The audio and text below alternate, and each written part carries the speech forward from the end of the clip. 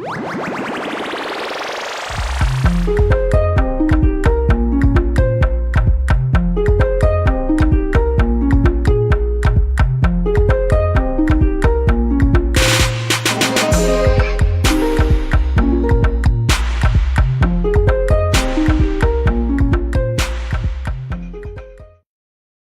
2010, Hasbro teamed up with Discovery Communications to create a new channel to replace Discovery Kids. Between the two, they pulled their resources, and the final product was the Hub.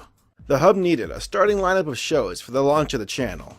Plans were being made, and a roster eventually surfaced. Franchises, such as Transformers, Strawberry Shortcake, and Pound Puppies, were featured, and so was, you guessed it, My Little Pony. Now came the fun part of figuring out who would take charge of this new generation of the series, and let me tell you, they struck gold with their decision.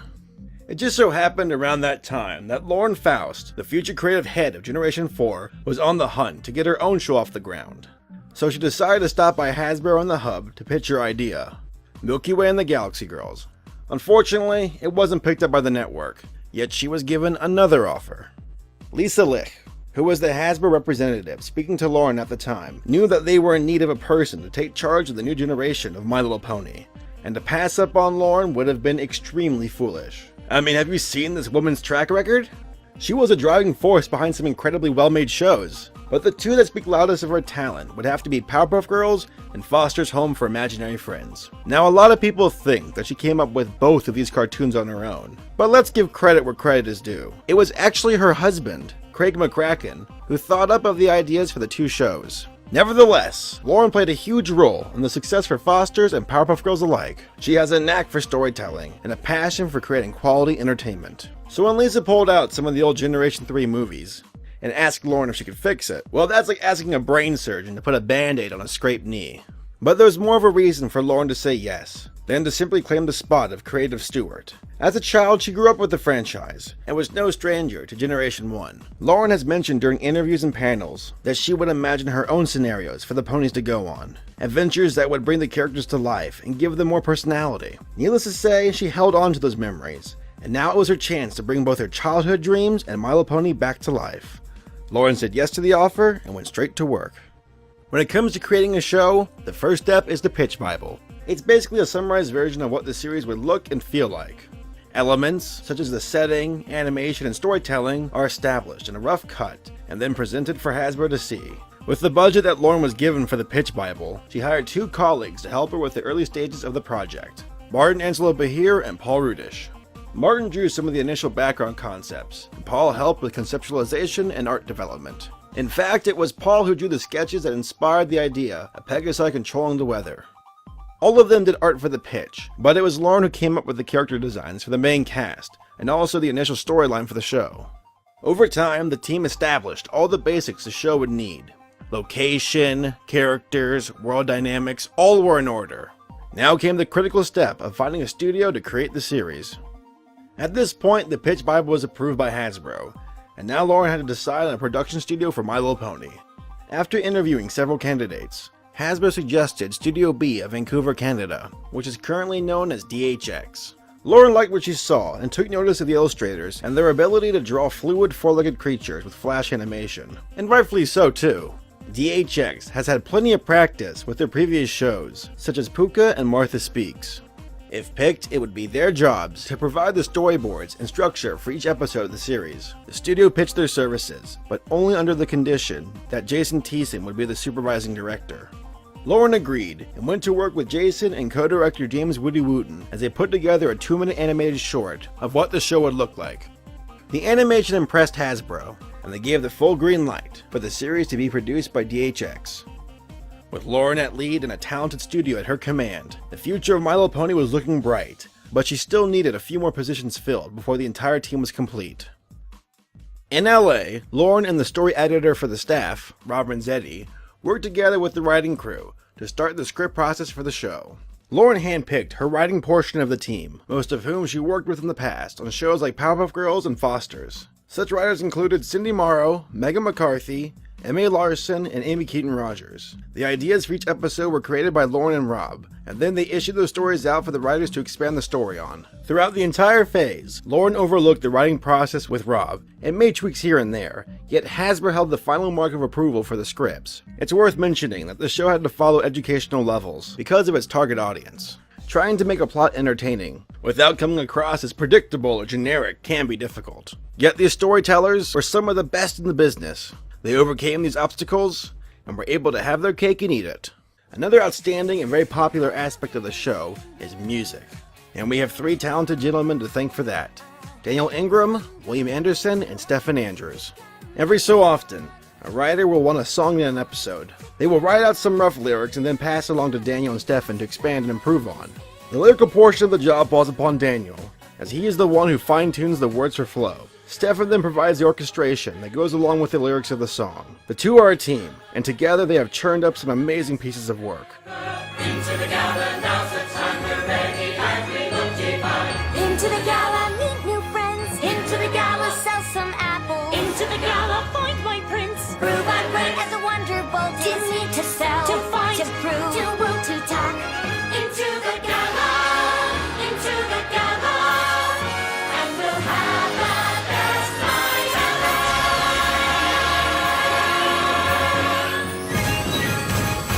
At the gala. William, on the other hand, is the man who fills in the rest of the gaps. He provides the original background score for the show, which ranges from casual and calm melodies to heavy rock and roll.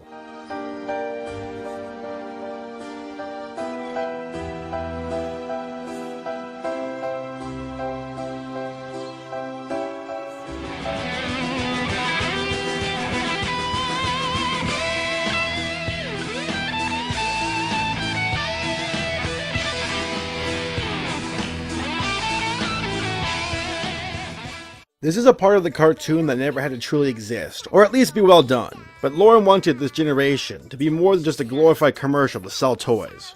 All of these songs are an indication of a team who is willing to go above and beyond the call of duty to make a quality show. And the numbers from YouTube prove that. Winter Wrap-Up, a song that was about the ponies cleaning up their town to make way for spring. Views on YouTube, over 1 million. Smile Song, Pinkie Pie serenades us with her voice, as she sings about her love of smiling and bringing cheer to the lives of those around her. Views on YouTube, over 3 million. This Day Aria. The wedding of Princess Cadence is in jeopardy due to the evil deeds of Queen Chrysalis. Both belt out some vocals and share with the audience their true feelings for Shining Armor.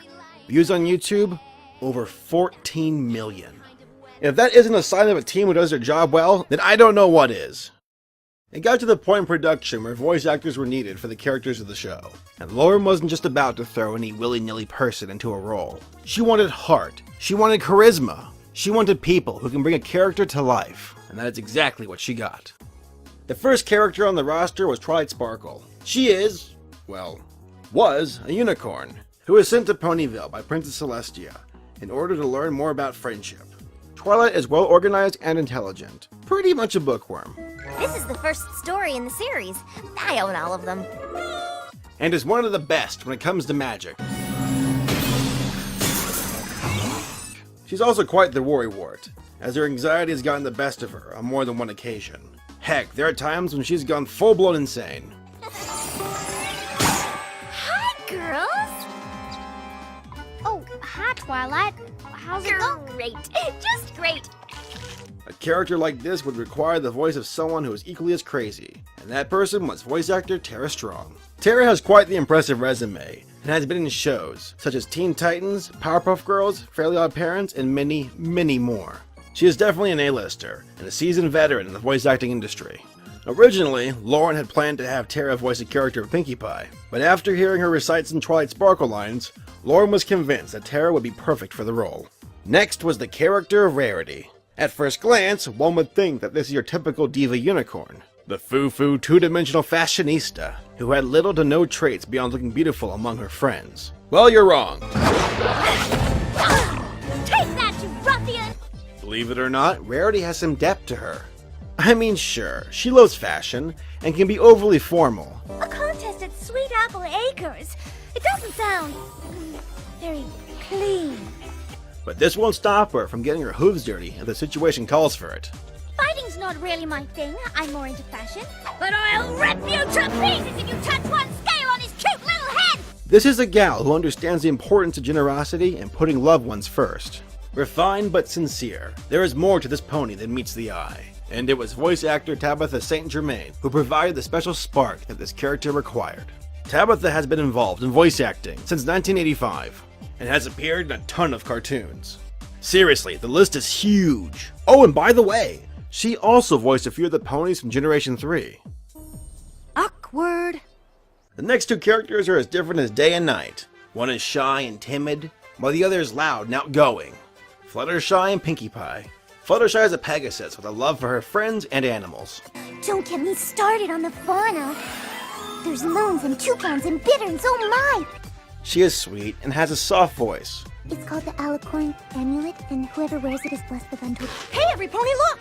This book has a picture of Trixie's necklace. And tries to spread kindness to everyone around her.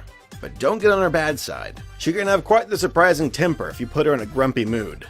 I said... Pinkie Pie is the opposite, as she prefers to be out and about, making other ponies laugh and smile through her quirky but funny antics. Oh, I never leave home without my party cannon! Yeah, she can be overbearing at times, but it's all in good fun.